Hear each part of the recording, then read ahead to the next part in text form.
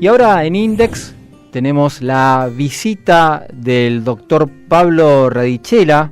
Pablo, bienvenido, ¿cómo estás? Hola, gracias. Bueno, Pablo es investigador, doctor en química, director adjunto del Instituto de Radiobiología Celular y Molecular en Francia, y hoy está visitando la UCA porque va a dar un seminario en el ámbito del Instituto de Investigaciones Biomédicas, así que lo invitamos él gentilmente se acercó para conversar unos minutos con nosotros aquí en Index. Así que muchas gracias, Pablo. No, gracias a vos. Bueno, un poco preguntarte por tu recorrido en los estudios. Vos naciste en Oslo, ¿no? Sí, es una tradición familiar de investigadores. Soy el tercer químico, la tercera generación de químicos. Y mi padre estaba trabajando en la Universidad de Oslo, en Noruega, y bueno, me tocó nacer allá. Está bien. Y después estudiaste en la Universidad de Buenos Aires. Estudié en la UBA en Ciencias Exactas, estudié química y luego me especialicé en química biológica. Y continué, era docente y continué haciendo el doctorado. Sí. También en la UBA con el doctor Cherró, en el Instituto de Biología y Medicina Experimental. Allí terminaste el doctorado hacia el 1986. Exactamente, en el 86 defendí la tesis. De hecho, hoy es exactamente 33 años que defendí mi tesis. ¿Hoy? Bueno, felicitaciones. Gracias. En ese momento estaba la decisión de dedicarte a la investigación. Me tentó el tema de investigación que tenían ellos, y así fue como decidí hacer el doctorado con la misma gente con que había estado mis profesores de química biológica. Está bien, ¿y en algún momento te planteas seguir tu carrera de investigador fuera del país?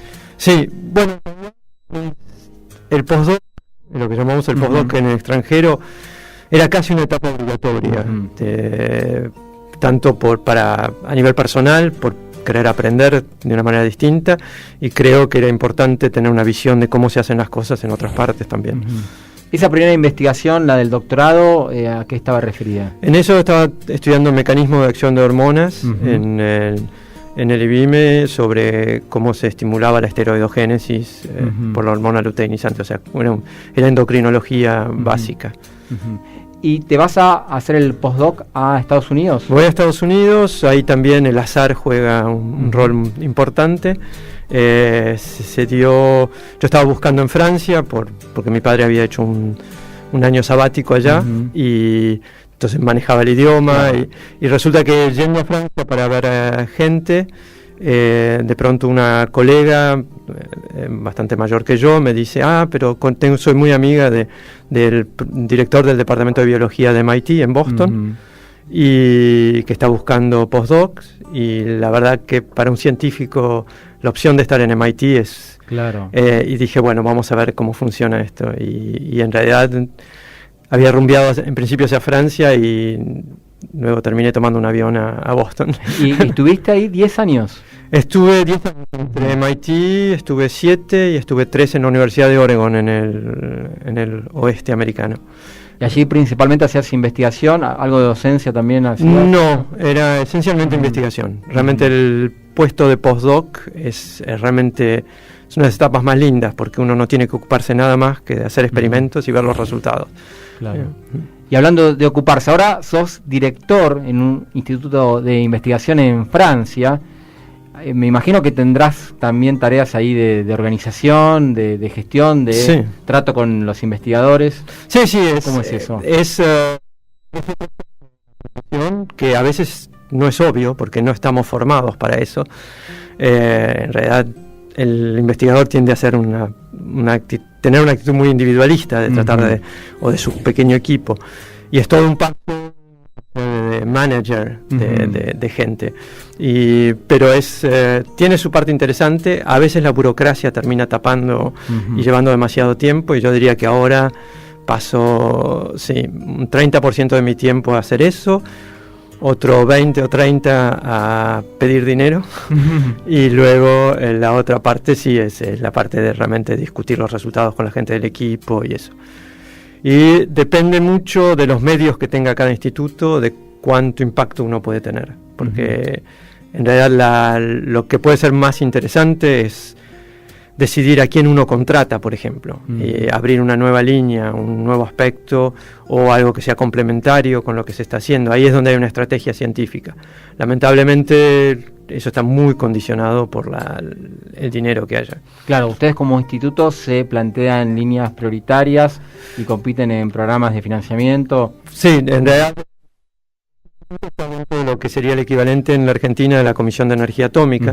Entonces, si bien se fomenta la investigación básica, hay una idea de ver cómo se puede aplicar para entender lo que pasa con las radiaciones, en caso tanto por accidentes, para gente que es irradiada de modo accidental, o sobre todo en radioterapia o en todo lo que es diagnóstico. Eso es uno de los temas importantes de tratar de entender cómo responden los organismos a las radiaciones. ¿El instituto está en qué ciudad? Estamos en las afueras de París, en un suburbio de París. Sí. Está bien. Y ahora, hoy en el seminario que vas a dar en el Biomed, está referido a, tu tema de investigación, reparación de bases oxidadas del ADN.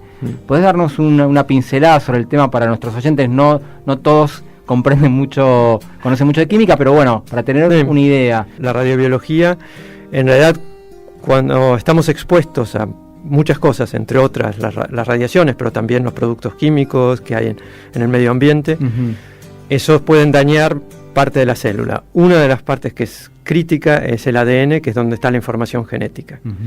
Lo que es fascinante de ese tema es que por un lado necesitamos mutar para poder evolucionar, porque si no seríamos todos clones, y por otro lado tenemos que preservar la integridad de esa información genética para que la célula pueda funcionar bien.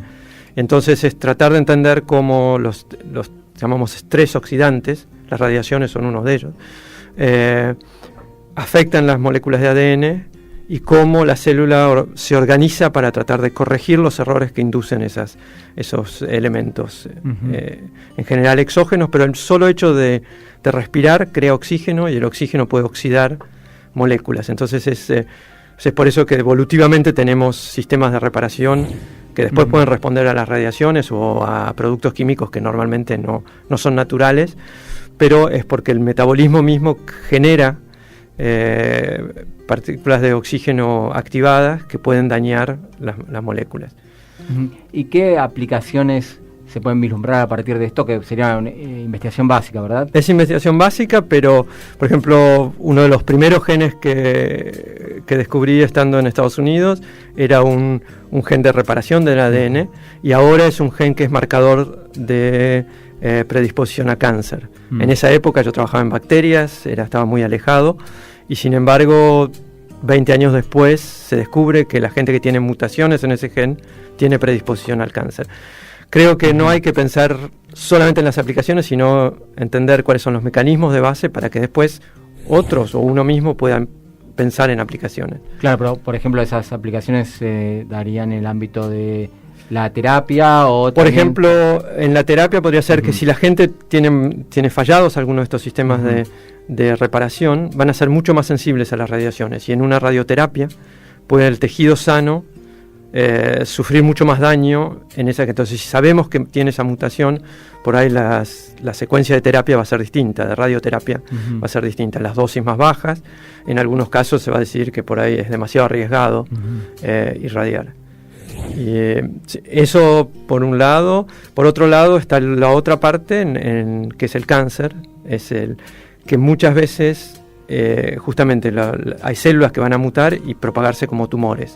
Entonces necesitan, cuando se están reproduciendo muy rápido, son más sensibles justamente a los rayos que se usan en radioterapia o las quimioterapias. Y si uno inhibe los sistemas de reparación, o sea que no pueden reparar, el tumor va a ser más sensible a eso. Entonces tiene los dos lados, uno entender cómo pueden hacer daño y otro cómo se puede aprovechar esa debilidad para matar el tumor más rápido. ¿Y cómo es tu contacto con la investigación en Argentina? Por ejemplo, hoy vas a estar en el Biomed. ¿Cómo es el contacto con el Biomed? ¿Por qué vas a dar un seminario aquí? ¿Cómo surgió eso? En realidad seguí yo siempre en contacto con la gente con la que había hecho el doctorado. He tenido algunos proyectos bilaterales y entonces cada vez que vengo me pongo en contacto con mis antiguos colegas. Del IBIME, por ejemplo. En este caso fue a través de Mónica Vázquez en el IBIME, con quien hicimos el doctorado juntos. Y ella me dijo que había dado un seminario acá en Biomed y que estaba muy contenta, que había un público muy entusiasta, y me dijo que sería una linda experiencia poder presentar mis trabajos acá y siempre por ahí establecer nuevas relaciones profesionales. Bueno. Así que ¿Venís seguido a la Argentina? Trato de venir, tengo gran parte de mi familia acá, así que trato de venir una vez por año, bueno. si puedo, sí. ¿Y qué puntos en común encontrás y también qué diferencias entre cómo se hace investigación en Francia y en Argentina? En realidad los modelos formalmente son muy similares, o sea, existe el equivalente a un CONICET que se llama CNRS, salvo que hay también una agencia que es para la parte médica más especializada, y una gran parte de los investigadores tienen sueldos de estos organismos. Están también las universidades.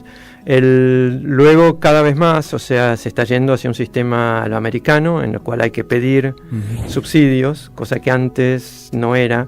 O sea, se podían pedir, pero había una cantidad de dinero de base que permitía hacer funcionar el laboratorio. Ahora se está volviendo cada vez más competitivo.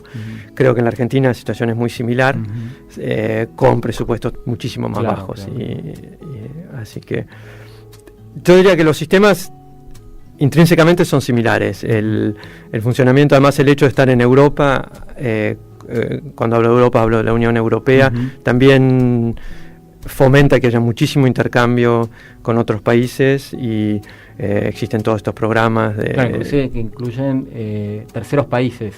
Incluyen terceros países que pueden fuera recibir ayuda de la Unión Europea. Lo que sí se siente mucho en Europa es el intercambio en Europa, digamos. Los estudiantes en mi laboratorio, he tenido estudiantes de por lo menos 10, 12 países distintos, digamos. Y eso es muy interesante, es muy enriquecedor, además. ¿Y qué nuevos proyectos estás pensando, nuevos temas? Estoy haciendo una bacteria que se llama Helicobacter pylori, que es la que produce las úlceras y los cánceres gástricos. Es un modelo muy, muy interesante, justamente porque es hipervariable genéticamente, o sea, varía muchísimo, muta muchísimo y se adapta entonces muy fácilmente a los distintos individuos. Infecta a la mitad de la población del mundo. Y la resistencia a antibióticos está volviendo un tema muy, muy crítico con eso. Entonces y eso está relacionado con la estabilidad genética de esta bacteria. Entonces, eso es uno de los temas a los que le estoy dedicando más tiempo ahora. Bueno, Pablo, muchas gracias por este rato que te hiciste. Muchísimas gracias a vos y bueno. Será hasta la próxima. Hasta una próxima, espero. Esperemos aquí o en Francia. Cuando quieran.